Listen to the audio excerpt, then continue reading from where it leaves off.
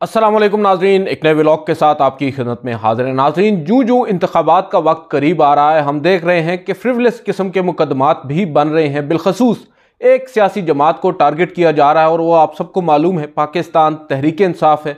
हम इस्लामाबाद में बैठे हैं। इस्लामाबाद समेत पूरे पाकिस्तान के अंदर जो पाकिस्तान तहरीक इंसाफ से मुतल्लिका लोग हैं, जो उसके इंतज़ामिया में हैं या जो उम्मीदवार हैं बिलखसूस, उन सब को ही कभी गिरफ़्तार किया जाता है और कभी उनके ऊपर मुकदमात बनाए जाते हैं।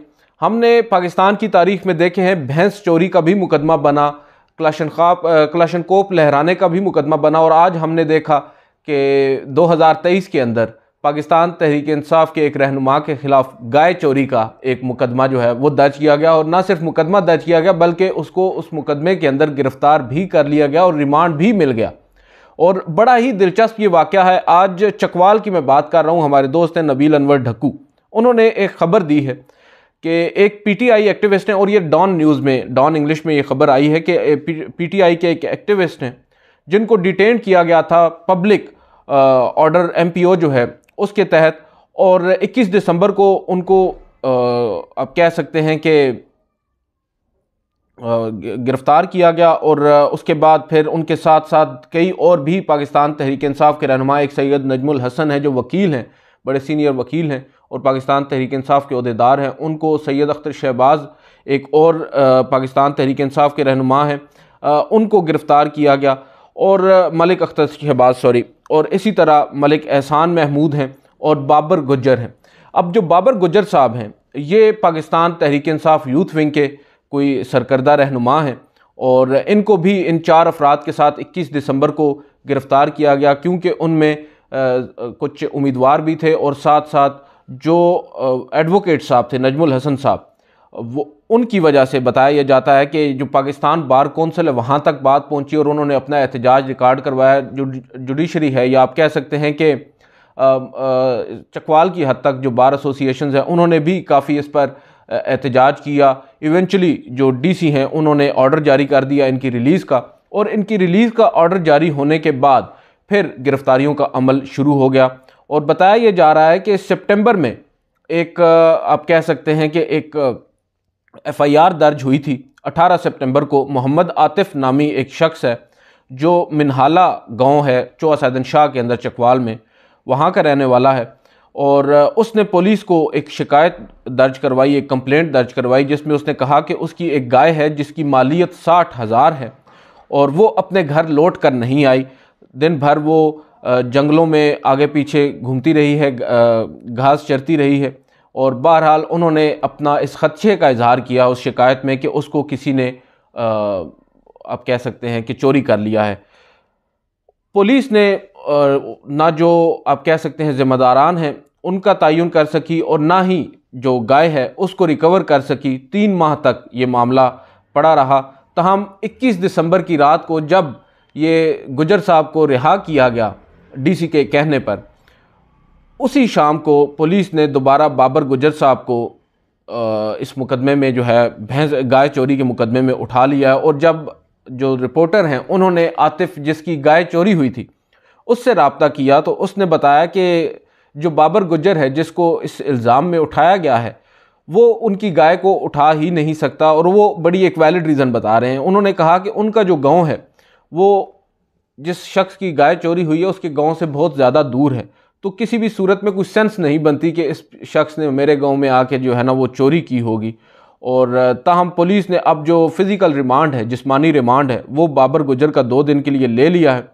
और जो पहले तो उन्होंने ज़राए से ये ख़बर दी, ताहम फिर उन्होंने जो इन्वेस्टिगेटिंग ऑफिसर हैं, तफ्तीशी जो अफसर है, रहमतुल्लाह उसका नाम लिखा हुआ है, उससे पूछा तो उसने भी कंफर्म किया है कि इसको गाय चोरी के ही मुकदमे में गिरफ़्तार किया है, और अगर वो बेगुनाह साबित हो गया तो उसको छोड़ दिया जाएगा। ताहम अब इसको कहा जा रहा है कि ये मौकरी है लॉ की और अथॉरिटी की कि इस तरह के भोंडे किस्म के इल्ज़ामात और भोंडे किस्म के मुकदमात जो हैं वो बनाए जा रहे हैं। आपको याद होगा पाकिस्तान की तारीख़ अटी पड़ी है। 70 की दहाई में उस वक्त के जो वज़ीर आज़म थे जुल्फ़कार अली भुट्टो साहब, उन्होंने अपने पॉलिटिकल ओपोनेंट चौधरी ज़हूर इलाही, जो चौधरी शुजात हुसैन के वालिद हैं, उनके ऊपर भैंस चोरी का एक मुकदमा बनवाया था, उनके दौरे हुकूमत में बना था। अब उन्होंने बनवाया था या जिसने भी बनवाया था। इसके बाद फिर 90 की दिहाई में हमने देखा शेख रशीद साहब के ऊपर क्लैशनखोफ लहराने का एक मुकदमा जो है वो बनाया गया, और वो उस वक्त पाकिस्तान पीपल्स पार्टी की गवर्नमेंट की जानिब से बनाया गया। और अब ये गाय चोरी तक हम आ गए हैं। तो पाकिस्तान की जो तरक्की है वो माशाल्लाह बड़े ज़ोर शोर से जारी है, और अब आवाज़ बंद करने का ये एक नया तरीका ढूंढ लिया गया है। बहुत से लोग हैं जो ये समझते हैं कि पाकिस्तान तहरीक इंसाफ को टारगेट किया जा रहा है। अब तो हम ये बात पहले कहा करते थे, या आम शहरी पहले बात किया करते थे, अब तो जो सिटिंग जजेस हैं ऑफ द सुप्रीम कोर्ट वो भी ये बात कह रहे हैं। जस्टिस अतर मिनल्ला ने, आपको याद होगा, हाल ही में अपनी एक समाअत के दौरान जब लेवल प्लेइंग फील्ड न मिलने पर पाकिस्तान तहरीक इंसाफ ने सुप्रीम कोर्ट से रुजू किया था, तो जस्टिस अतर मिनल्ला भी ये कहने पर मजबूर हो गए थे कि ये तासुर मिल रहा है कि पाकिस्तान तहरीक इंसाफ को या एक सियासी जमात को दीवार से लगाया जा रहा है, कॉर्नर किया जा रहा है। तो अब उसमें हमें तो आए रोज़ जो है वो डेवलपिंग किस्म के मज़ीद कन्फर्मेशन जी हो रही हैं। अब मैं चकवाल की बात कर रहा हूँ, और ये चकवाल शहर भी नहीं है। चकवाल शहर से आगे चौहा सैदन शाह है, एक छोटी सी तहसील है, और उसका आगे गांव है। वहाँ से बाबर गुजर साहब को एक गाय चोरी के मुकदमे में अगर गिरफ्तार किया जा रहा है, तो ये मैं सिर्फ एक गांव की बात कर रहा हूँ। आप अंदाज़ा लगा लें कि कहाँ कहाँ क्या कुछ हो रहा होगा। इस्लामाबाद के अंदर आप देख लें, मुख्तलिफ शहरों में हम देख रहे हैं। जहाँ तक बात है नॉमिनेशन पेपर्स फाइल करने की, उसका वक्त भी अब ख़त्म हो चुका है। ये तमाम तर जो प्रैक्टिस थी, ये तो बताया जा रहा है कि वहाँ तक ही महदूद थी, मगर अब दूसरा फेज़ शुरू हो चुका है। अब दूसरा फेज़ होगा, आप ऑब्वियसली आरओज़ वगैरह देखेंगे, किसके नॉमिनेशन पेपर्स को एक्सेप्ट करना है, किसके नहीं करना। कुछ ज़राए ये बता रहे हैं कि अब की बार बड़ी सख्त किस्म की स्क्रूटनी होने जा रही है, और जो FBR है उससे भी खिदमात हासिल की जा रही हैं। किस किस्म के एतराज़ात लगाए जाते हैं, किन के नॉमिनेशन पेपर्स को एक्सेप्ट किया जाता है, किन के नहीं किया जाता, ये अब पता चलेगा। इसमें यहाँ पर सबसे जो अहम किरदार है वो अदालतों का है, और नो डाउट इस वक्त अगर हम देखें तो कंपैरेटिवली जो अदालतें हैं उनका किरदार काफ़ी मुस्बत है। न सिर्फ हाई कोर्ट्स की हद तक, बल्कि सुप्रीम कोर्ट में भी बड़ा पॉजिटिव रिस्पांस मिला है पाकिस्तान तहरीक इंसाफ को। आपको याद होगा गुज़िश्ता हफ्ते न सिर्फ साइफ़र केस में इमरान खान साहब की और शाह महमूद कुरैशी साहब की ज़मानत को मंजूर किया गया, बल्कि साइफ़र केस के ऊपर भी काफ़ी तहफ़्फ़ुज़ात का इजहार किया गया अदालत की जानिब से, और एक रीडिफ़ाइन कर दिया गया उस पूरे केस को। और मुझे तो ये लगता है कि वो जो ऑब्जर्वेशंस हैं, गो के कह दिया गया है कि वो अदालत जो कार्रवाई है ट्रायल कोर्ट की उस पर असरअंदाज नहीं होगी, मगर जो वकला होंगे पाकिस्तान तहरीक इंसाफ के वो उसको इस्तेमाल कर सकते हैं अपने हक़ में। और दूसरी जानिब जो उसी रोज़, आपको याद होगा उससे बल्कि एक रोज़ कबल, बैरिस्टर गोहर जो कि बाद में बने चेयरमैन पाकिस्तान तहरीक इंसाफ, उनकी जानिब से एक दरख्वास्त सुप्रीम कोर्ट में दायर की गई कि पाकिस्तान तहरीक इंसाफ को लेवल प्लेइंग फील्ड प्रोवाइड नहीं की जा रही, एक्सपेक्ट नहीं किया जा रहा था। हम भी ये एक्सपेक्ट नहीं कर रहे थे कि सुप्रीम कोर्ट इस पिटीशन को टेक अप करेगी। उसकी कुछ रीज़न्स हैं। कुछ रीज़न्स ये हैं जो हमने सर्कमस्टेंशियल, जो हमारे सामने एविडेंस था, वो ये था कि सुप्रीम कोर्ट अभी इन तमाम तर झमेलों में उलझना नहीं चाहती। किसी भी तरह से हमें नज़र ये आ रहा था कि वो रिलक्टेंट थे पाकिस्तान तहरीक इंसाफ से मुताल्लिक जो इस तरह की लिटिगेशन है उसको टच करने से। बहरहाल जब साइफ़र केस की समाअत हो रही थी, वक्फ़ा हुआ, वक्फ़े के बाद जब जजेस आए तो नियाज़ुल्लाह नियाज़ी साहब जो हैं वो रोस्टम पर आ गए, और उन्होंने अदालत को बताया। जस्टिस सरदार तारिक मसूद थे, जस्टिस मंसूर अली शाह थे, जस्टिस अतर मिनल्ला। उन्होंने कहा कि ये सब कुछ हमारे साथ हो रहा है, और हमारे जो लोग हैं, जो उम्मीदवार हैं, उनको तंग किया जा रहा है, हिरासा किया जा रहा है, और चादर और चार दीवारी का तकद्दुस भी पामाल किया जा रहा है, जिस पर अदालत ने काफ़ी एंग्जाइटी शो की और कहा कि हम आपकी दरख्वास्त अभी लगा रहे हैं। और फौरी तौर पर उनकी दरख्वास्त लग गई। उनके जो पिटिशनर्स हैं उनको बुलाने का कह दिया गया, नोटिस जारी हो गए, और 15 या 20 मिनट के बाद हार्डली समाअत का आगाज़ भी कर दिया गया। और बड़ी हौसलामंद आप कह सकते हैं ऑब्जर्वेशन अदालत की जानिब से आई। इलेक्शन कमीशन को ग्रिल किया गया बाकायदा तौर पर, और बताया गया इलेक्शन कमीशन को कि आपका काम है साफ़ और शफाफ इंतखाबात का इनेकाद, और आप यकीनी बनाएं इस काम को, और साथ साथ उन्हें यह भी कहा कि इनके जो ग्रीवेंसेस हैं उनको हल करें। यहाँ तक तो हमें नज़र आता है कि अदालतें जो हैं वो अपना किरदार अदा कर रही हैं। दूसरी जानिब इलेक्शन कमीशन के मामलात में मुदाखलत भी नहीं की जा रही अदालतों की जानिब से, सिर्फ एक सुपरविजन का हम देख रहे हैं। बिलखसूस सुप्रीम कोर्ट ऑफ पाकिस्तान बड़ी मोहतात अंदाज में चल रही है। जहाँ तक बात है इंतखाबात की, इंतखाबात के इनेकाद पर आपको मालूम है justice Umar Ata Bandial, justice Ijazul Hasan, justice Munib Akhtar ने एड़ी चोटी का जोर लगा दिया, मगर वो उनको इंतखाबात नहीं मिल सके। उन्होंने अदालती फ़ैसले दिए। अब सुप्रीम कोर्ट के 3 फाजिल जजेस के अदालती फ़ैसले पर अमल दरामद ना हो सका, ये एक अलग बहस है। अब के दौर में जस्टिस काजी फायज़ ईसा को भी उसी ट्रैप में लेने की कोशिश की गई। हमारी इत्तलात के मुताबिक इलेक्शन कमीशन जो है उसने कोशिश पूरी की, और आपको याद होगा लाहौर हाई कोर्ट के फ़ैसले को जवाज़ बनाकर जो मामला है उसको ताख़ीर उसमें करने की कोशिश की। तो जस्टिस काजी फायज़ ईसा चीफ़ जस्टिस पाकिस्तान ने जस्टिस इजाज़ुल एहसन और जस्टिस सरदार तारिक मसूद के साथ मुशावरत करके फ़ौरी तौर पर चीफ़ इलेक्शन कमिश्नर को बुलाया, और हमारी इत्तलात के मुताबिक उनको अच्छा खासा ग्रिल किया गया उस मीटिंग में, और उनको संगीन नताइज की धमकी भी मिली। सुप्रीम कोर्ट ऑफ पाकिस्तान से कुछ लोग ये दावा भी कर रहे हैं, अब उसको धमकी कहें या उसको आप ये कह सकते हैं कि उनको बताया गया है, बावर कराया गया है कि अगर इंतखाबी अमल में कोई रखना डाला गया तो फिर हो सकता है बहुत कुछ। क्योंकि आपको याद होगा माजी करीब में ही एक जब ये इंतखाबात का मामला चल रहा था, जस्टिस अतर मिनल्ला की जानिब से एक बड़ी अहम ऑब्जर्वेशन आई थी कि इंतखाबात में जो ताख़ीर है या इंतखाबी अमल जो है, क्योंकि ये आइन में दर्ज एक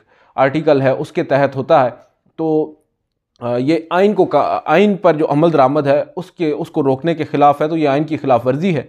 लिहाजा आइन जो आर्टिकल 6 है संगीन गद्दारी का मुकदमा, उसका उन्होंने दिया था। और बहुत से लोग ये दावा कर रहे हैं कि अब की बार अगर इलेक्शन कमीशन ने कोई इस तरह का हीला बहाना दोबारा करने की कोशिश की या इंतखाबात में ताख़ीर की कोशिश की, तो शायद उनको ये पैगाम पहुंचा दिया गया है कि आर्टिकल 6 अब भी मौजूद है आइन के अंदर, और तौहीन अदालत तो ऑलरेडी उसके मुर्तकिब तो वो पहले भी खैर हो चुके हैं जब उन्होंने जस्टिस उमर अता बंदयाल के उस फैसले पर अमल दरामद नहीं किया। अब यहाँ पर बताया यही जा रहा है कि सुप्रीम कोर्ट इस हद तक तो आप कह सकते हैं कि फोकस्ड है कि उन्हें इंतखाबात चाहिए। अब जो दूसरा मरहला है इंतखाबात के शफाफ होने का, उसमें जो हाल ही में 3 जजेस ने ऑब्जर्वेशंस दी हैं उससे नज़र ये आ रहा है कि अब सुप्रीम कोर्ट बाकायदा तौर पर मॉनिटर कर रही है।